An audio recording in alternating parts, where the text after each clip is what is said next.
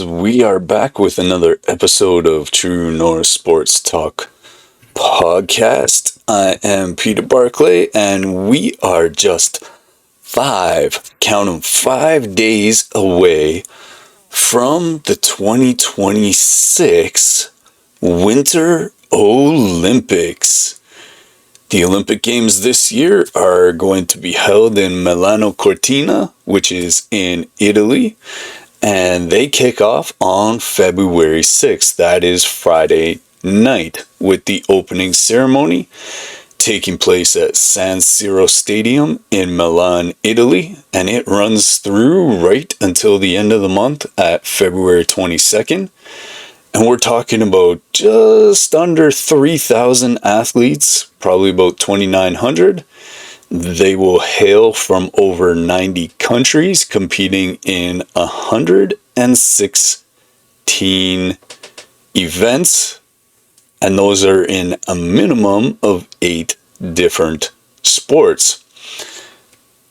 What we are looking at is what will be and what is a historic Winter Olympic Games. One thing we know is that world records get set at Olympic Games, they live at Olympic Games, and for the first time in well over a decade, about 12 years to be exact, so 2014 was the last time NHL players were allowed at the Winter Olympics, and so they are back. That is extremely exciting news for all of us hockey fans out there. That means we get to see McDavid versus Matthews, Crosby looking for his 3rd Olympic gold medal, the Hughes brothers, Quinn and Jack, playing for Team USA, the 19-year-old phenom Macklin Celebrini representing Canada for the first time at this level. He's been in the World Juniors, so representing Canada is nothing new for him. But on the Olympic stage, it's going to be epic. And this is his 2nd NHL season. But this is the Olympics. It's not just about hockey. Michaela Shiffrin is back for her 4th Olympic Games, chasing more gold and cementing her legacy as one of the greatest alpine skiers of all time. Lindsey Vonn, at 41 years old, is returning 6 years after retirement, and she has been nothing short of amazing this year if you have followed any of the headlines surrounding alpine skiing. You got Chloe Kim trying to become the first snowboarder ever to win 3 consecutive gold medals in the halfpipe. That's kind of shocking considering Shaun White always competed in that event. So today we're going to take a deep dive. We're going to start with what for us here in North America is going to be one of the main events of the Olympics. So we're going to look at Team Canada hockey and their quest for redemption. We're going to look at Team USA and their loaded roster. And for us here in North America, maybe we'd like to see that as the final in the men's and the women's hockey tournaments. Now, we're probably going to focus mostly on the men here when we talk about these teams, but don't forget that women's tournament is going to be a barn burner at the very minimum between the US and Canada, as it always is at the Olympics. But there are going to be some other teams that want to be deciding factors as well. We're going to talk about some alpine skiing, as we mentioned, some snowboarding. We're going to have some other major sports talk. We'll be talking about Sweden and Norway, some heavy favorites to lead in the medal standings. We'll give you a dark horse team that we think is coming, so stick around. You're going to want to see that. And we'll close up with some specific athletes that we feel are worth your time to tune in and just see how these up-and-comers will do at the Olympic level. So there's so much to talk about. I could do a podcast every single day this week and not get you ready for nearly enough of what could happen at the Olympic Games. We could talk speed skating, we could talk moguls, we could talk aerial skiing. There's downhill, rock'em sock'em skiing. There's all kinds of different events. Bobsledding, luging. What else we got? Ski jumping. There are so many different ways that we could go. But being North American, we're going to focus a little bit more on what we are good at. There's cross-country skiing. There's triathlon. Biathlon. That's what the cross-country skiing shooting targets. There's just so many different things that we could cover. So we're going to start off with Team Canada Hockey. Now, True North Sports Talk means we are in Canada, so this is a big one for us here at True North Sports Talk. But don't worry, we're going to talk about some of the other areas too. And so for Canada, our men's team has been a hot topic of debate. There's been a couple of guys we thought were maybe left off, a couple of maybe surprises added to the team. On December 31st, so New Year's Eve, Hockey Canada announced their 25-man roster. And folks, this roster, as you would hope coming from a Canadian team, is absolutely stacked. You're going to want to watch this team. It's going to be scary good. And some would argue that only the Americans have a shot at dethroning this team. Now, objectively though, even though I'm Canadian, there is one glaring weakness on this team. And that is, at this point in time, Team Canada doesn't have a Patrick Roy, a Marty Brodeur, a Marc-Andre Fleury. It doesn't have that go-to goaltender. Now, the Four Nations Cup, Binnington was the absolute star in net for Team Canada. Right, and he's on this roster, but right now, he is far less of a surefire go-to number one than he was arguably about a year ago in that Four Nations Cup.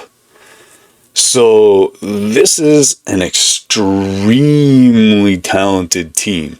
Again, you got the likes of McDavid, Crosby, Celebrini, and the list goes on and on. You got Nathan McKinnon, Sam Reinhart, Braden Point, Brad Marchand coming off of 2 Stanley Cups. I mean, all these guys, Braden Point, Stanley Cups galore coming out here. Sid has 3 alone. Reinhart came off 2 along with Marchand the last 2 years. McDavid is coming off winning the Four Nations face-off MVP. That was in February, so about a year ago. He scored the overtime winner, which was his kind of version of Sid's golden goal in 2010. That was against Team USA, and this is his first Olympics, as NHL players haven't been allowed to participate in 2018 or 2022, and at 29 years old, this is that sweet spot for him as a player, and this might be his best shot, because in 4 years, he'll be 33. So we'll see. Crosby at 38 is the captain. He's the heart of the team. He's the most experienced at this level. And he's just that wily veteran. And I've been watching Sid this year. I dare you to find me a better face-off guy. Sid just, the puck goes down and bam, Penguins get possession. It's not 100% accuracy because no one's that perfect, but damn, it's a hard, like huge percentage of the time. He's winning whatever faceoff he's in. And Sid's like fine wine, man. He just keeps getting better and better and better. He may not be quite as quick as he once was, and this is kind of how Wayne was too, is that wily hockey IQ that is just second to none is right there for Sid. He was a 2-time medalist, 2010, 2014.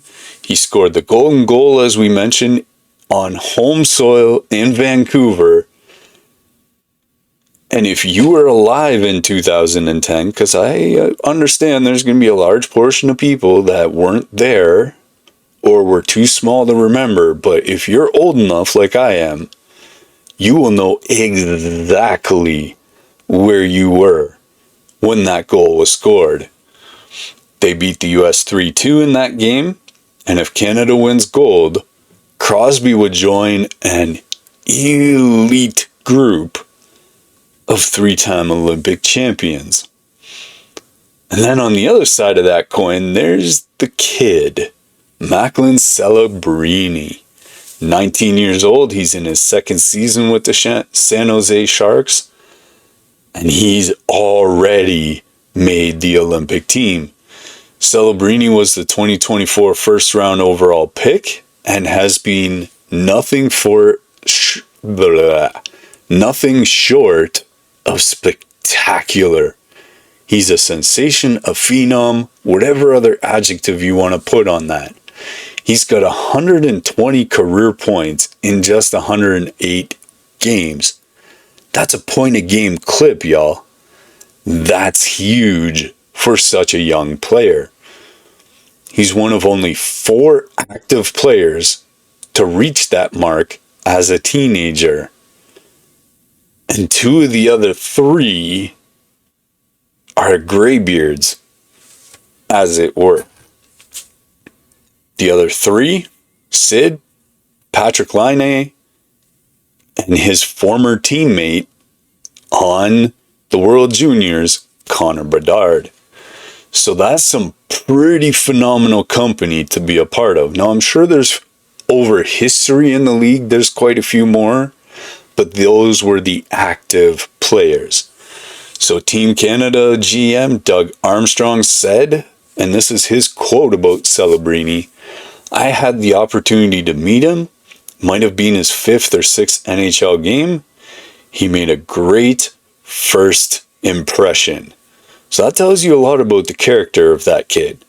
And now he's going to the Olympics. The rest of the forward group includes, don't throw stuff at your TV if you're from Canada, but it makes sense that Mitch Marner's on this team, Bo Horvat, Nick Suzuki, Anthony Cirelli, Mark Stone, Brandon Heigl, and the bruiser, the Fulton Reed, as it were, Tom Wilson. That is some depth. 4 lines that can all score, they can all back check, they can all do the dirty, nitty-gritty stuff that you need on your team. On defense, Canada has 8 of the most elite defensemen in the entire world. They have defensemen who can score, which for a lot of teams, that's rare. They have stay-at-home guys. They have guys who are just like Norris Trophy candidates every year. You got Cale Makar, Drew Doughty, Thomas Harley, Josh Morrissey, Colton Parayako, Travis Sanheim, Shea Theodore, and Devin Taves. Makar is going to be the anchor, the leader, alongside Drew Doughty for this defense. He won the Norris in 2024, and he's having another outstanding season for his Colorado Avalanche.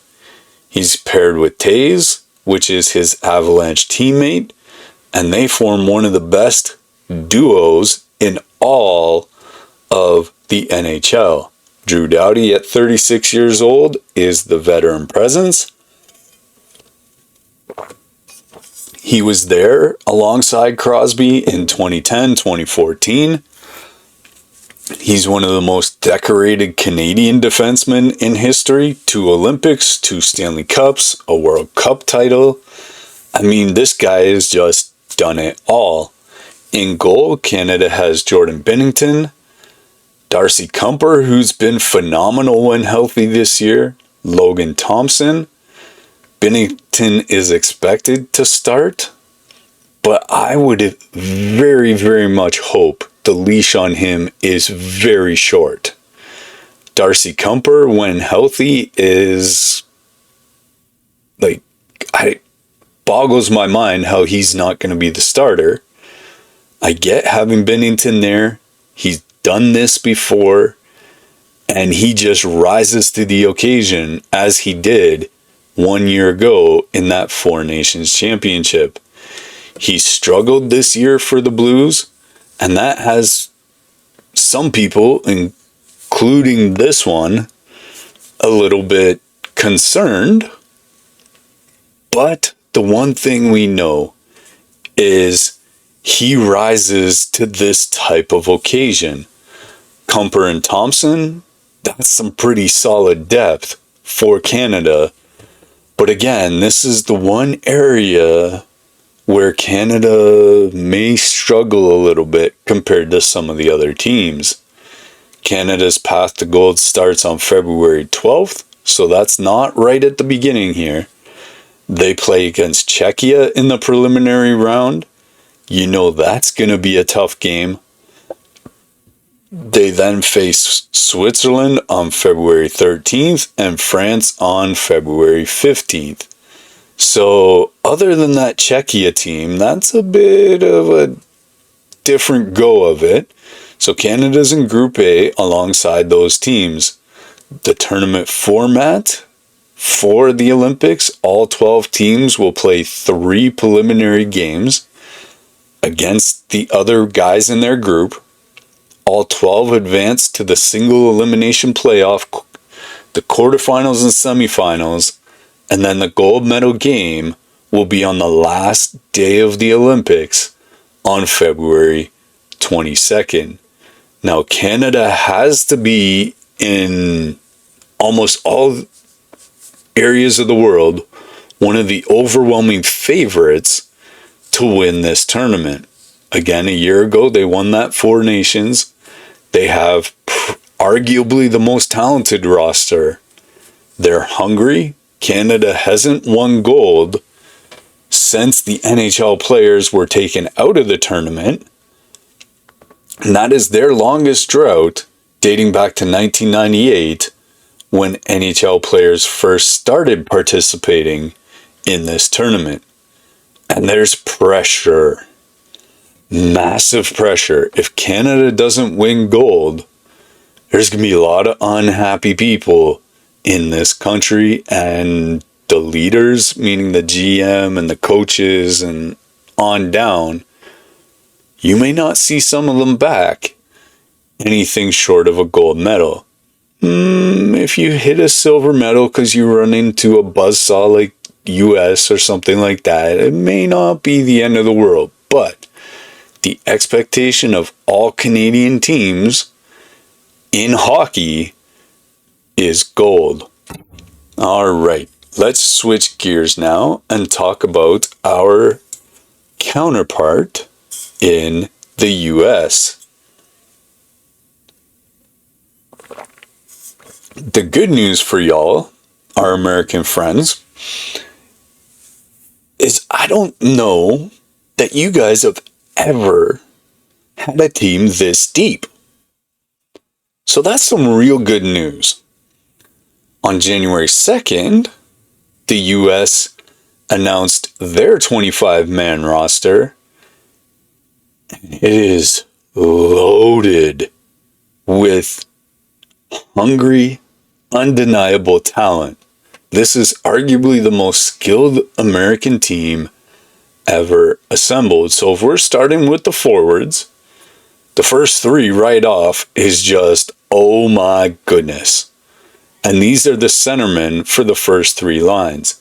Austin Matthews, Jack Eichel, and Jack Hughes down the middle.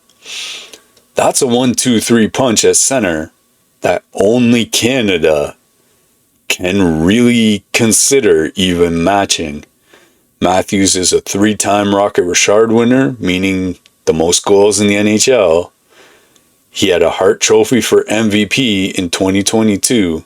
Eichel is one of the most dynamic playmakers in the entire league. And Jack Hughes, at just 25 years old, is coming off a 99-point season. That is going to be unbelievable. The only question mark of those three is the year that Austin Matthews has had so far. He's missing his wingman up here in Toronto. Mitch Marner was huge in his success. I'm sure inwardly at least he would admit that, if not outwardly. But anyone who watched Leafs hockey over the last 10 years or so since Matthews and Marner got there, and seeing him play without Marner, he misses him terribly. That playmaker that Marner was, that defender that Marner was, that saved him a lot of effort and energy on the ice, he just doesn't have that right now. And the Leafs are really searching for someone, anyone, who could do even part of what Marner did and get Matthews going, because Matthews needs to play alongside an elite level passer to be effective. So whoever's on the wings with him on Team USA is going to be monumentally important to have a playmaker to do all the dirty stuff that needs to be done that Marner would do back in the day and get Matthews going. Because right now, as much as he's Matthews, he's just not having the kind of year that you would expect from an Austin Matthews. Speaking of wings and playmakers and that kind of stuff, well, the US has the Tkachuk brothers, so Brady and Matthew Tkachuk. And as anyone who's played against them knows, them two is like Dean Portman and Fulton Reed. They're the Bash brothers. They are menaces to opposing teams. They play physical, in your face. They get under your skin the way a Marchand or a Dennis Rodman or a Draymond Green, like them kind of guys, they get under your skin, dare I say a Sean Avery. And it drives opponents crazy. Oh yeah, and guess what? They can play hockey too. They are supremely talented on the offensive end to go along with that grit, that edge, that in-your-face style. So at the Four Nations, Brady dropped the gloves with Matthew just 3 seconds into the game. I remember that. They both got in fights back to back. That was against Canada. So them boys bring an edge that the US really needs. But Canada, they got to match that intensity right off the bat whenever they face the Americans. The rest of their forward group includes Matt Boldley. He's leading Team USA in goals this season with 25. Dylan Larkin, Tage Thompson, Kyle Connor, Jake Gensel. That's a former wingman of Sidney Crosby, so you know he is good. Clayton Keller, Brock Nelson, JT Miller, and Vincent Trocheck.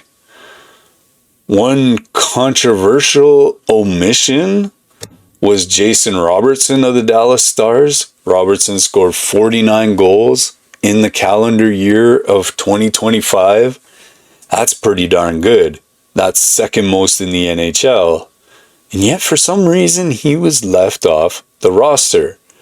Fans are absolutely furious in the States and think that Bill Guerin really dropped the ball with that. Now, he defended this decision, saying they were building a team and not just taking the best individual players.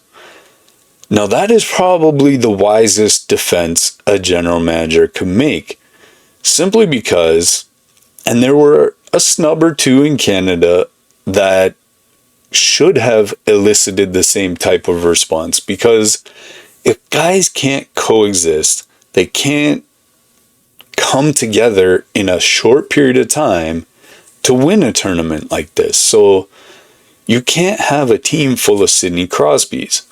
You need the Marners. You need the Cale Makars. You need the Jake Gensels, who know how to feed. And oh my goodness, I just had a thought. If you put Jake Gensel on a line with Austin Matthews, that could be scary. Jake Gensel knows how to play alongside a guy like that, having played for years with a Sidney Crosby and a Yevgeny Malkin.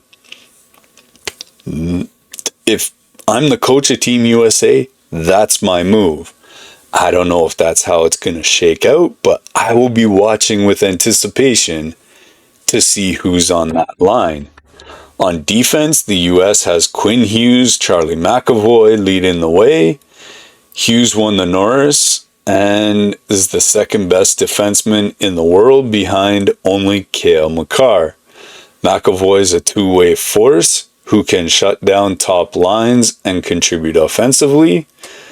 Zach Werenski, you can't go wrong there. Brock Faber, Jake Sanderson, Jacob Slavin, Seth Jones, Noah Hanfin.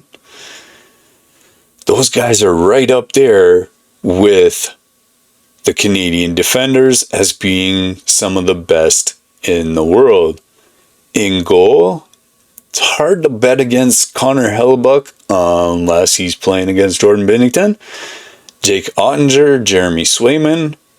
You gotta expect Hellebuyck to be the starter. He won both the Vezina and the Hart Trophy last season, but he struggled this year in Winnipeg, and that has some of the American fans, kind of like how we are with Binnington, kind of going, maybe that leash needs to be pretty short. Ottinger's pretty solid. Swayman's been really solid this year, so you have some depth there if Hellebuyck just doesn't rise to the occasion. The US opens the tournament on February 12th against Latvia. That's going to be a laugher, you have to bet. Then they play Denmark and Germany, so you got to figure that Group C that they're in is going to be theirs to lose. The US finished second at the Four Nations, losing to Canada, obviously, and Connor McDavid's golden goal. You have to figure that the Americans are hungry for revenge. And so here's the thing. The US has never won Olympic gold in hockey outside of the Miracle on Ice in 1980. They won silver in 2010. Again, that's Sid's golden goal, losing to Canada in overtime. And they haven't medaled since. So it's going to be interesting to see how this plays out. This could be their best shot, other than maybe 4 years from now, if they can have a similar team out there. They have the talent, they have the depth, and they're playing for Coach Mike Sullivan, who was a two Stanley Cup champion with the Pittsburgh Penguins. So they got pedigree up and down that lineup. And the matchup everyone wants to see for that gold medal is US and Canada. If both teams win their groups and are able to get through the playoffs, this could well be the gold medal game on February 22nd. And if it is, those ratings are going to be through the roof. It will be must-see TV. If you miss it, you will be very disappointed, because you can almost bet that if the US and Canada meet, that's going to be an overtime game with a golden goal a la 2010. So, one of these, and just say, let's hope we get that game. Because that's the game almost the whole world would just love and salivate over and just want to see. All right, so let's completely shift gears here now, because we've done enough hockey puck. And as we mentioned, there's a lot of other sports going on other than just hockey at these Olympic Games. So, let's talk some skiing. Alpine, to be exact. And you have to figure that this is where, at least to some degree, you figure Team USA is going to dominate. January 22nd, the US Ski and Snowboard announced their Olympic roster, and it's headlined by two absolute legends. We've already mentioned their names, Michaela Shiffrin and Lindsey Vonn. Let's start with Michaela. She's 30 years old. Probably, some would argue, the greatest alpine skier of all time. And we're not talking hyperbole here. That is almost a verifiable fact. With 108 World Cup victories, that's the most of any skier in history. And we're talking male or female. She's a two-time Olympic gold medalist, slalom in 2014, giant slalom in 2018. She has a silver in combined in 2018. She's won 14 World Cup championship medals, including 7 gold. That's the most ever. And she's the only skier in history to win races in all 7 disciplines. That's incredible. So you got slalom, parallel slalom, giant slalom, super G, downhill, alpine combined, and the city event. Shiffrin is competing in her 4th Olympics. She won gold at Sochi in 2014 at the age of 18.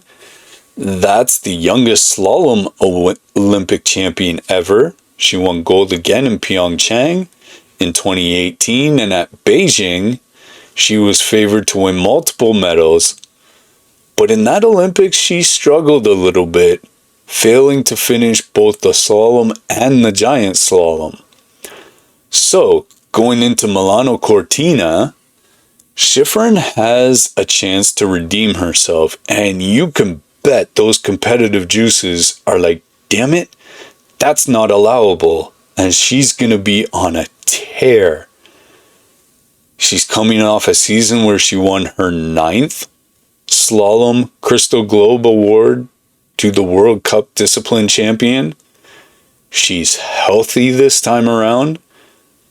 Obviously, she's motivated, and she is already skiing at the highest level, and hopefully that peak comes in the Olympic Games. She's going to be competing in slalom, giant slalom, and potentially the Super G. Any race she enters, you gotta figure she's the favorite in slalom and a medal contender in giant slalom almost from the beginning And so you can almost mark that down. And for all you bettors out there, it'd be hard to bet against this one. And then there is Lindsey Vonn, one of the most famous skiers of all time. Perhaps Tiger Woods had something to do with that. But to us who have followed skiing at all over the last 20 years, we know exactly who this woman is. She's 41 years old. After 2019, she retired at the World Championships. She had a partial knee replacement. And 6 years later, she's able to come back and compete at the Olympics again. That's insane. Vonn returned to competitive skiing in December of 2024. She's been racing World Cup events to prepare for the Olympics. She won the Olympic gold in the downhill in 2010. I remember that at Vancouver. She has 2 Olympic bronze medals to her name as well. And she is the most decorated women's downhill skier in World Cup history with 43 wins. She's second all-time among women with 82 World Cup victories. And guess what? That's behind, yep, you guessed it, Miss Shiffrin. At 41, Vonn is competing in the downhill and Super G. A lot of people may not expect her to medal,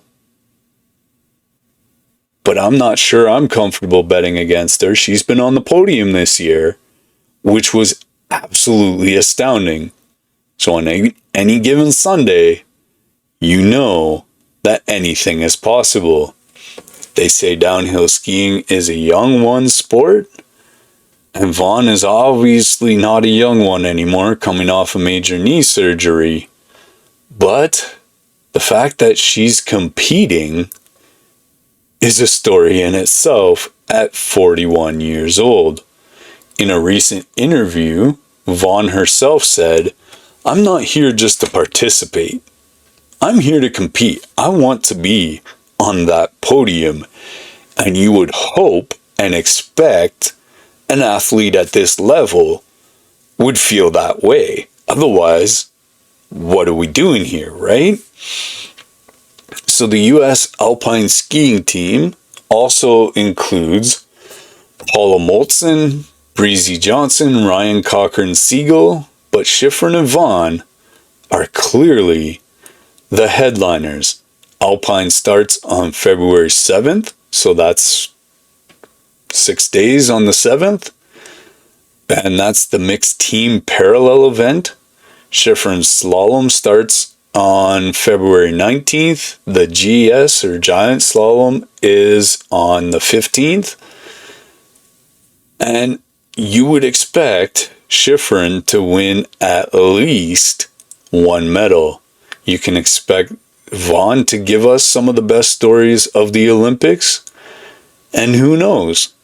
You gotta have, it's almost a sentimental favorite that you would want her to also medal as well, because that would be definitely one of the best stories in all of the Olympics. All right, so snowboarding. Well, why are we going to talk about this? Well, Chloe Kim. If you haven't heard this name, YouTube is your friend, because you should know who this young lady is. Chloe Kim is 25 years old, a half-pipe snowboarder who's won gold at the last 2 Olympics, Pyeongchang and Beijing. If she wins gold again at Milano Cortina, she'll become the first snowboarder ever to win 3 consecutive Olympic golds in the same event. Now you got to remember, there's a dude named Shaun White that put snowboarding on the map alongside a guy named Ross Regagliati.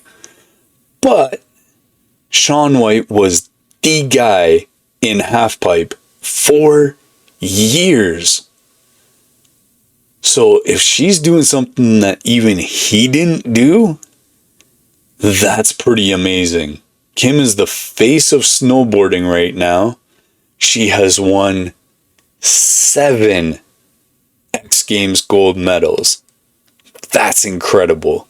She's the youngest woman to win an Olympic snowboarding medal at age 17. And from then, she's been dominant. She won gold again in 2018. Her score was a 98.25 out of 100 on her final run. Holy jumping. She almost scored 100. That's hard to do. Kim took a break from competition after Beijing. She went to Princeton, got some education, and she's back. And she is definitely looking to get that three-peat and make history at this Olympics. The women's halfpipe finals on February 14th. You can expect her to be making an appearance. You can expect her to be making history. And yeah, keep checking that channel wherever your Olympics is and see how Chloe Kim is doing. On the men's side, you have Shaun White's successor in Scotty James. No, wait. James is Australian. So the US top snowboarder is Chase Josie, who's a medal contender also. So there's a lot of jockeying going to be going on in that snowboard competition. Now, some of the other countries that do well at the Winter Olympics, cross-country skiing is where a lot of them shine. You got Norway and Sweden that dominate. Team USA has Jessie Diggins, a 2-time Olympic medalist who won gold in the team sprint at Pyeongchang. And Diggins is 34 years old and competing in her 4th Olympics. She's one of the most decorated American cross-country skiers in history. You got figure skating. That will also be a major storyline. Hopefully we don't have any of those Russian judges and we get a clean event. Team USA has Isla Malinin, the 20-year-old who's the only skater, typo there, the only skater to ever land a quadruple axel in competition. He's the favorite to win the gold medal in men's singles. And then there's the bobsled. Now this one for Canada is bittersweet, shall we say. Kaylee Humphries. She's going for her 4th Olympic gold medal. She's won 3 already, 2 of which were for Team Canada. In 2022, she won one for the US. Again, that was a bittersweet one too. And if she does win again, she'll be the most decorated bobsledder in Olympic history. Move over, Cool Runnings. Kaylee Humphries is coming. All right, so lots of sports going on. Let's talk about some of the other countries outside of North America that will be contenders at the Winter Olympics in that medal count. Sweden is always up there in hockey. They have a very talented team. Their roster includes Mattias Ekholm, Washington forwards Nicholas Backstrom, Victor Hedman. You got the Nylanders. And so they are going to be trying for their first gold since Torino 20 years ago in 2026. And that's the last time, ironically, that the games were held in Italy. So could lightning strike again in the same spot? Time will tell. Sweden's also a powerhouse in cross-country skiing and the biathlon, and they are expected to challenge Norway for the overall medal count at these games. And speaking of Norway, they are the winter sports king. At Beijing 2022, Norway won 37 total medals. That's the most of any country, and they dominate at things like cross-country skiing, biathlon, Nordic combined, things like ski jumping, aerials, moguls, like any of those type of events that you could talk about. They're even good at the speed skating at times when they have the people to do it. So Norway's biggest stars, Johannes Thinges Bo in the biathlon, who's a 5-time Olympic gold medalist, Therese Johaug in cross-country skiing. She's returning after missing Beijing, and that was for a maternity leave. And the Inga Brightson brothers. Oh, that's track, not winter sports. I don't know why they leave stuff like that in when we're writing these things. In hockey, though, that's one place where you would not expect to see Norway even in the tournament, much less on the podium, but you would expect Norway to challenge for the medal count overall lead once again.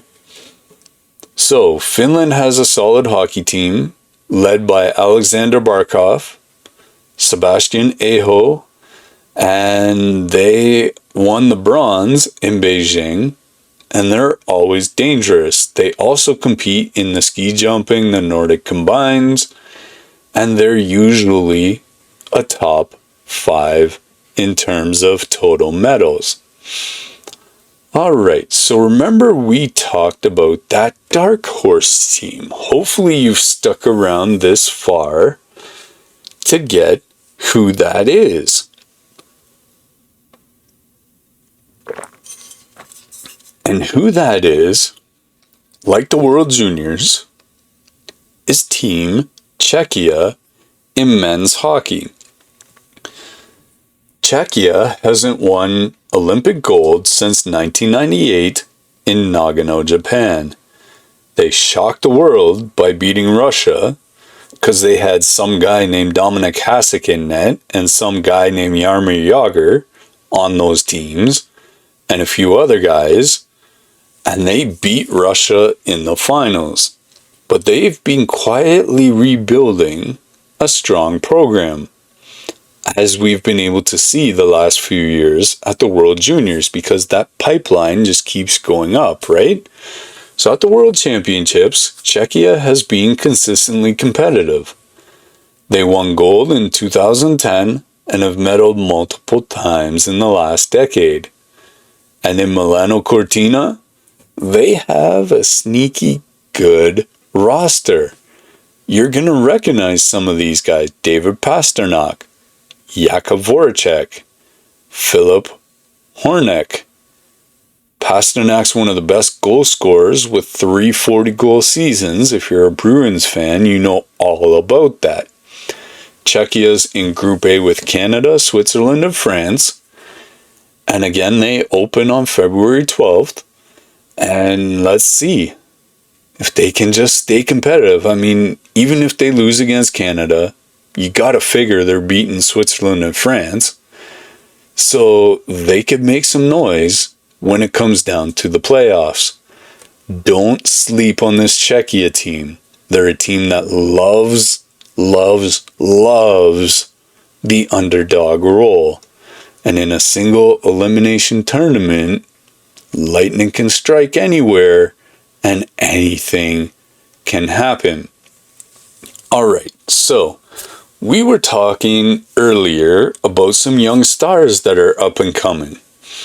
And athletes who could break out, who hopefully will become household names if they aren't already.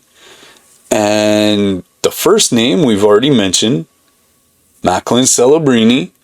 We already talked about him, but he's worth mentioning again. 19, 20 years old. He's the youngest guy in the tournament. And if he has a big moment, like a golden goal, or a highlight reel assist, or anything like that, he'll become an even bigger superstar overnight. He's already on his way to becoming a superstar. If you follow the NHL even in the slightest, and if you watched the World Juniors the last couple years, you know that that star is rising. Ilya Malinin, U.S. figure skating, 20 years old, landed the first ever quadruple. He's the favorite to win gold in men's singles. If he delivers, he'll be the face of American figure skating for the foreseeable future. In alpine skiing, you got Ryan Cochran-Siegel. He won silver in the Super G at Beijing. He's back for more. 32 years old. He's about at his prime here. And if he can medal again, he'll cement his legacy. Now, the question is, who emerges as Shaun White's successor? Who will be the next great American snowboarder?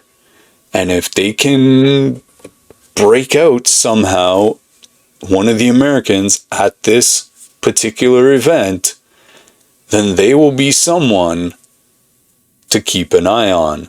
So whoever that might be, it'd be worth finding out. Alright, y'all, we are closing in on our time for today. That's our Olympic preview. And again, I could go all day about all kind of different sports.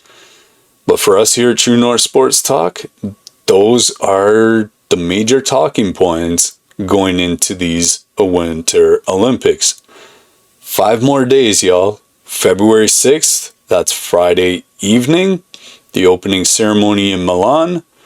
Hockey starts February 11th. Alpine skiing on Saturday the 7th.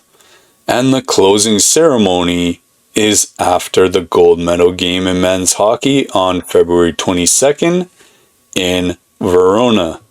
This is going to be an incredible 2 weeks of competition, y'all. Connor McDavid versus Matthews. Michaela Shiffrin chasing history. Chloe Kim chasing history. And there's just so much more going on. So what do you guys think?